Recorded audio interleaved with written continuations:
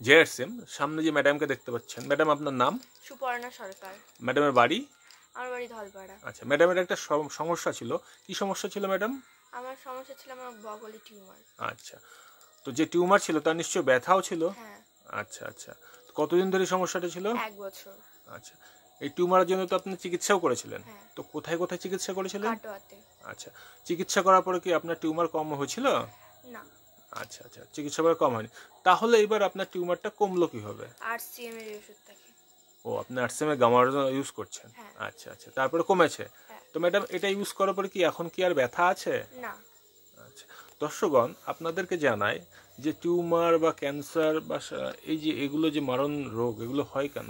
আমাদের কিছু খারাপ অভ্যাস, যেমন ফুচকা, মার্কেটের বিভিন্ন রকম ফাস্ট ফুড খাওয়ার ফলে কিন্তু এগুলো বেশি হয়। ম্যাডামের তো এই অভ্যাসটা ছিল না? হ্যাঁ। এখন কি আর খান ওগুলো? না। আচ্ছা, ম্যাডাম একদম এখন পুরোপুরি বন্ধ করে দিয়েছে। ম্যাডামের যে টিউমারের সমস্যা ছিল সেটাও একদম কমে গেছে।